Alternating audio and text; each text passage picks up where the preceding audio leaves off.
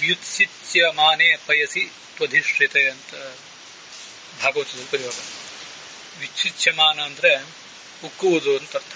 ಭಾಗವತದ 10ನೇ ಸ್ಕಂದದ 10ನೇ ಅಧ್ಯಾಯದ 5ನೇ ಶ್ಲೋಕದಲ್ಲಿ ಹಾಗೆ ಪ್ರಯೋಗ ಇದೆ. ಪಯಸಿ ತ್ವಧಿಷ್ಠಿತೆ.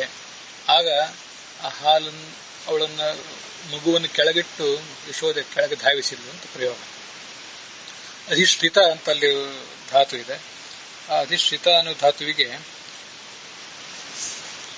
ಶಿಂಶ್ರಯಣೆ ಧಾತುವಿಂಥದ್ದು. ಆಶ್ರಯತಿ ಹೀಗೆಲ್ಲ ಪ್ರಯೋಗಗಳಿದೆ. ಅಧಿ ಅಂತ ಉಪಸರ್ಗ ಸೇರಿಸಿದ್ರೆ ಕಾದದ್ದು ಅಂತ ಅರ್ಥ ಆಗ್ತದೆ. ಅಧಿಶ್ರಯತಿ ಅಧಿಶ್ರಯತೆ ಗೋಪಿ ಪಯ. ಅಧಿಷ್ಠಿತಂ ಪಯ ಉತ್ತಾರ್ಯ ಗಚ್ಚ. ಕಾದ ಹಾಲನ್ನು ಕೆಳಗೆ ಇಟ್ಟು ಹೋಗು ಅಂತ ಹೀಗೆಲ್ಲ ಪ್ರಯೋಗ ಮಾಡಬಹುದು. ತ್ವಂ ಪದ ಪಯ ಅಧಿಶ್ರಯ ಕಾಯಿಸು. ಪಯ ಉಷ್ಣೀಕುರು ಅಂತನೂ ಪ್ರಯೋಗ ಮಾಡಬಹುದು. ಭಾಗವತದ ಅದೇ 10ನೇ ಸ್ಕಂದದ 10ನೇ ಅಧ್ಯಾಯದ ಮತ್ತೊಂದು 7ನೇ ಶ್ಲೋಕದಲ್ಲಿ ಸುಶ್ರುತಂ ಉತ್ತಾದಿ ಗೋಪಿ ಸುಶ್ರುತಂ ಪಯ ಪುನಃ ಅಂತ ಆಗಿದೆ. ಅಲ್ಲಿ ಸುಶ್ರುತಂ ಅಂತ ಏನಿದೆಯಲ್ಲ ಅದು ಶ್ರಾ ಪಾಕೆ ಅಂತ ಮತ್ತೊಂದು ಧಾತು.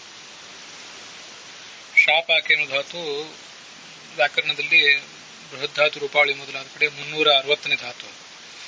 ಈ ಸುಶ್ರುತಂ ಪಯ ಶ್ರುತಂ ಅನ್ನೋದಕ್ಕೆ ಕಾದದ್ದು ಅಂತನೂ ಅರ್ಥ ಹೇಳ್ಬಹುದು, ಅಥವಾ ಉಕ್ಕುವುದು ಅಂತನೂ ಕೂಡ ಅರ್ಥ ಹೇಳ್ಬಹುದು ಅಂತ ಕಾಣಿಸ್ತದೆ. 10ನೇ ಸ್ಕಂದ 10ನೇ ಅಧ್ಯಾಯ 7ನೇ ಶ್ಲೋಕ. ಗೋಪಿ ಪಯ ಶಾತಿ. ಕಾಯಿಸುತ್ತಾಳೆ, ಹಾಲನ್ನು ಕಾಯಿಸುತ್ತಾಳೆ ಗೋಪಿ ಅಂತ ಅರ್ಥ. ಗೋಪಿ ಸುಶ್ರುತಂ ಪಯ ಉತ್ತಾರೇತಿ. ಕೆಳಗೆ ಇಳಿಸುತ್ತಾಳೆ ಅಂತ ಪ್ರಯೋಗ. ತ್ವಂ ಪಯ ಶಾಹಿ. ನೀನು ಹಾಲನ್ನು ಕಾಯಿಸು ಅಂತ ಹಾಗೆ ಪ್ರಯೋಗ. ಇನ್ನು ತಾತ್ಪರ್ಯ ನಿರ್ಣಯದಲ್ಲಿ 13ನೇ ಅಧ್ಯಾಯ 7ನೇ ಶ್ಲೋಕದಲ್ಲಿ ಕದಾಚಿತ್ ಈಶ್ವರ ಸ್ತನಂ ಪಿಬನ್ ಯಶೋದಯ ಪಯ ಸೃತಂ ಪಯ ನಿಧಾತು ಮುಜ್ಜಿತ ಬಭಂಜ ದಧ್ಯಮತ್ರಕಂ. ಕೃಷ್ಣ ಯಶೋದೆ ಜೊತೆಗಿದ್ದ. ಆಗ ಹಾಲು ಉಕ್ಕಿತು.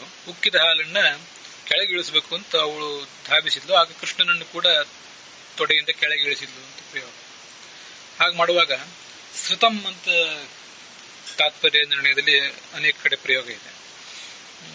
ಬನಂಜಿ ಗೋವಿಂದಾಚಾರ್ಯ ಸಂಪಾದನೆ ಮಾಡಿದಂಥ ಮಹಾಭಾರತದ ಪಾಠದಲ್ಲಿ ಶ್ರುತಂ ಅಂತ ಇದೆ. ಶ್ರೀ ಪಾಕೆ ಅಂತ ಧಾತು. ವೀರಾಂಗ ತೀರ್ಥರು ಕೂಡ ಶ್ರೀ ಪಾಕೆ ಅಂತ ಧಾತುವನ್ನು ತಗೊಂಡಿದ್ದಾರೆ. ಪಾಕೇನ ಉಚ್ಛ್ವಸಿತಂ. ಉದ್ದು ಮೇಲೆ ಬಂದದ್ದು. ಉತ್ ಶ್ವಸಿತ ಮೇಲೆ ಉಕ್ಕುವುದು, ಅರಳುವುದು ಅಂತ ಹೀಗೆ ಕೂಡ ಅದನ್ನ ಹೂವಿಗೆ ಅರಳುವುದು ಅಂತಾರೆ. ಉಚ್ಛ್ವಸಿತ ಅಂತ ಅನ್ನೋದನ್ನ ಹಾಲಿಗೆ ಪ್ರಯೋಗ ಮಾಡಿದಾಗ ಉಕ್ಕುವುದು ಅಂತ ಪ್ರಯೋಗ ಮಾಡ್ತಾರೆ. ಅದಕ್ಕೆ ಗೋವಿಂದಾಚಾರ್ಯರು ಶ್ರುತಂ ಅಂದ್ರೆ ಕ್ವಥಿತಂ ಅಂತ ಅರ್ಥ ಬರೆದಿದ್ದಾರೆ. ಶ್ರುತಂ ಪಾಕೆ ಅಂತ ಪಾಣಿನಿಯ ಅಷ್ಟಾಧ್ಯಾಯ ಸೂತ್ರ 6ನೇ ಅಧ್ಯಾಯ 1ನೇ ಪಾದ 27ನೇ ಸೂತ್ರ. ಶ್ರೀಪಾಕೆ ಶಾಪಾಕಿನ ಧಾತುವಿಗೆ ತ ಪ್ರತ್ಯಯ ಬಂದಾಗ ಶ್ರೀ ಅಂತ ಆಗಿ ಅದು ಶ್ರುತ ಅಂತ ಹೀಗೆ ರೂಪ ಆಗಿದೆ. ಶ್ರುತಂ ಪಯ. ನಿಧಾತುಂ ಅಂದ್ರೆ ಆ ಒಲೆಯಿಂದ ಕೆಳಗೆ ಇಳಿಸೋದು ಅಂತ ಹಾಗರ್ಥ ಆಗ್ತದೆ. ಹೀಗೆ ಚುಲ್ಲೀತಃ ನೀಚೈಹಿ ಉತ್ತ ಅವತಾರ್ಯ. ಒಲೆಯಿಂದ ಕೆಳಗೆ ಇಳಿಸುವುದು ಅನ್ನೋದಕ್ಕೇನೆ ಸಂಕ್ಷಿಪ್ತವಾಗಿ ನೀ ದಧಾತಿ ಅಂತ ಇನ್ನೊಂದು ಪ್ರಯೋಗವನ್ನು ಕೂಡ ನಾವಿಲ್ಲಿ ಗಮನಿಸಿದಂತಾಯ್ತು. ಹೀಗೆ ನೀ ಇತ್ಯುಪಸರ್ಗ ಪೂರ್ವಕ ವಿಧಾನ ನಿರ್ಧಾರಣ ಪೋಷಣೆ ಧಾತುವಿಗೆ ಕೆಳಗೆ ಇಳಿಸುವುದು ಅಂತ ಹೀಗೆ ಅರ್ಥ ಆಗ್ತದೆ. ಹೀಗೆ ಶ್ರುತಂ ಅಂತ ಧಾತು ಇಟ್ಕೊಂಡಾಗ ಅದಕ್ಕೆ ಕಾದದ್ದು ಅಥವಾ ಉಕ್ಕುವುದು ಅನ್ನೋ ಅರ್ಥವೇ ನಮಗೆ ಸಿಗ್ತದೆ. ಇದು ಗೋವಿಂದಾಚಾರ್ಯ ಸಂಪಾದನೆ ಮಾಡಿದ ಪಾಠ ಪ್ರಕಾರ.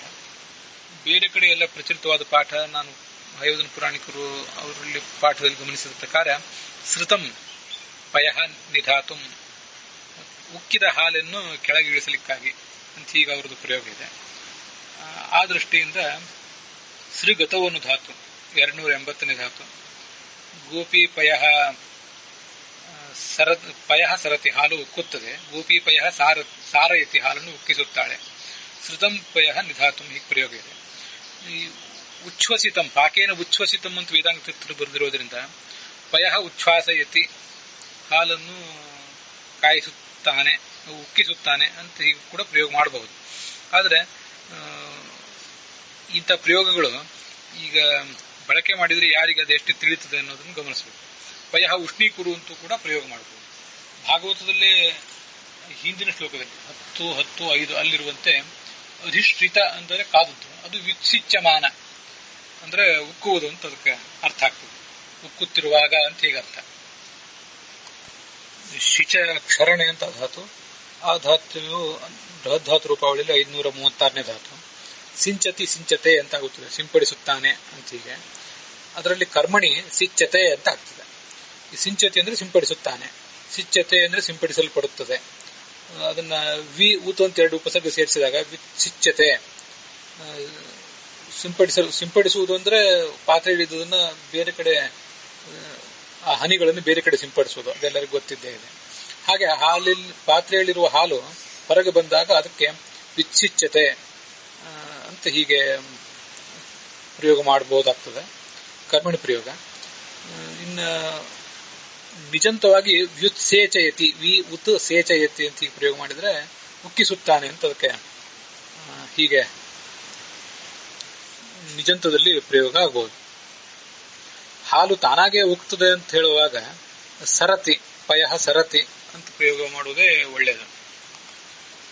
ಅಥವಾ ಪಯಃ ಉಚ್ಛ್ವಸಿತಿ, ಶ್ವಸ ಪ್ರಾಣಧಾರಣೆ ಧಾತು ಇಟ್ಕೊಂಡು ಅದಕ್ಕೆ ಒತ್ತು ಉಪಸರ್ಗ ಸೇರಿಸಿ ಪಯಃ ಉಚ್ಛ್ವಸಿತಿ ಅಂತನೂ ಪ್ರಯೋಗ ಮಾಡಬಹುದೇನೋ, ಹಾಗೂ ಒಂದು ಅಭಿಪ್ರಾಯ ನನಗೆ ಕಾಣಿಸ್ತದೆ. ಇದನ್ನೆಲ್ಲ ಗಮನಿಸಿ ನೀವು ನಿಮ್ಮ ಅಭಿಪ್ರಾಯ ಹೇಳಬಹುದು.